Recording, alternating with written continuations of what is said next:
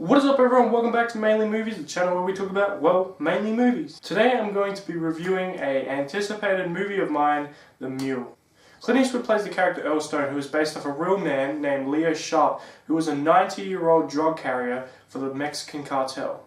Throughout the movie we get to see his drug runs and all the events and all the troubles that come with it.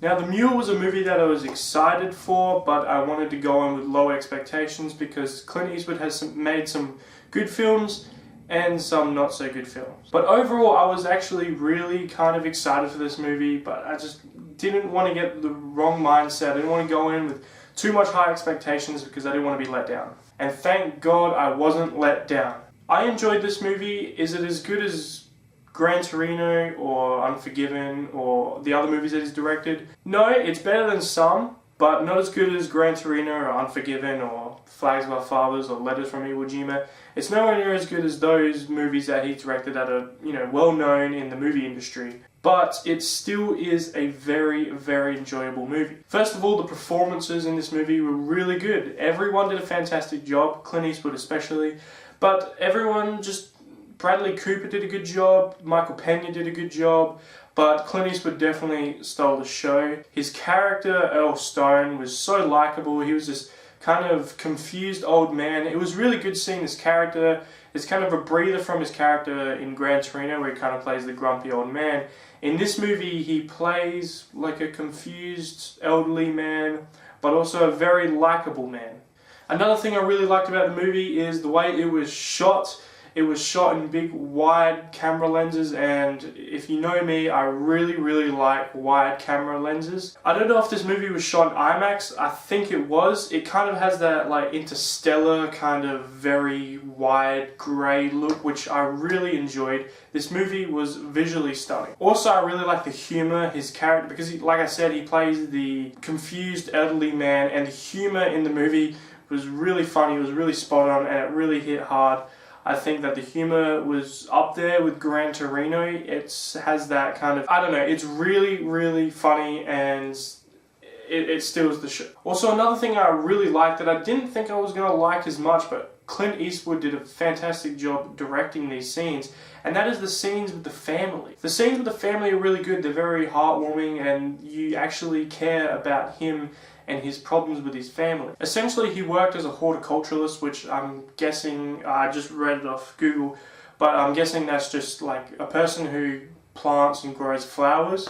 But yeah, essentially he was that, and he always puts work in front of his family, and that leads to some very interesting dialogue and some very cool scenes between him and his family, and it was really enjoyable to watch, and I did like that side of the movie. So there was a lot to like about this movie, and there was a few things that kind of disappointed me. The first one being that if you're going into this as a Clint Eastwood fan, just to note, I'm not going to spoil anything here, but just to note, the ending isn't as climactic or isn't as rewarding as Gran Torino or Unforgiven, where the endings are very kind of, they almost feel heroic. This movie doesn't really have that. The ending will kind of let you down a bit, but it doesn't drag the whole movie down. I just didn't feel like it had that punch like Gran Torino or Unforgiven had. Another thing is, Bradley Cooper and Michael Pena's character play these DEA agents, which were essentially trying to track down the drug mule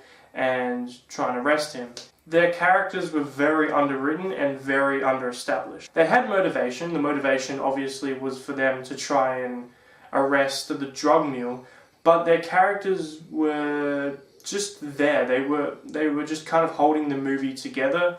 They were very underwritten. You didn't really know much about their characters. They were just kind of put in the film. Whenever the movie just needs to kind of focus away from the plot for a few minutes, they just go straight to Bradley Cooper and Michael Pena's character. And the scenes with them aren't very long either. They're only about a minute long of them talking to Lawrence Fishburne, and then it just kind of ends. And I don't know, they were just very underwritten and very underestablished that they didn't feel like characters in the movie. There was one scene with Bradley Cooper where he was talking about how he missed his wife's anniversary or something like that later on in the film, and I guess that's the only kind of scene where you can connect with his character. But it's so far and later on in the film that you just don't really care about his character too much. They were only there just to keep the movie going and to hold it together, but essentially they were just very underwritten, very underestablished. But overall this movie was a surprise. I really did enjoy The Mule. There was a lot to like about it, and there wasn't really many disappointments in the movie besides the ending that doesn't really have a climactic ending, and also a couple of characters who weren't very established, or essentially they were just underwritten. In Clint Eastwood movies, he has a tendency to hire very young and very upcoming actors who haven't really starred in anything, and which is a good thing. He did it with Gran Torino with the Tao Kid, and he's done it, I'm pretty sure in Flags of Our Fathers he also got a few upcoming actors and things like that. And especially with the movie 15/17 to Paris, where it was all controversial because he got the real people who were in the actual events to star in the movie, and it was kind of a flop. But in this movie I was really scared because the Mexican cartel people in the ads, I felt like they were going to be those characters in this movie. But they did a fantastic job, and I was really surprised about that. And I'm so glad that this movie was actually good. Is it as good as Gran Torino? No. Is it as good as Unforgiven? No. Is it as good as most Clint Eastwood movies? No, but it still holds up as a film, and I feel like it was better than I thought it was going to be. And that's why I'm going to give the movie a straight 7. So guys, if you enjoyed the video, please leave a like and subscribe, and I hope to see you guys in the next video. So thank you guys for watching, and I'll see you guys next time. Bye.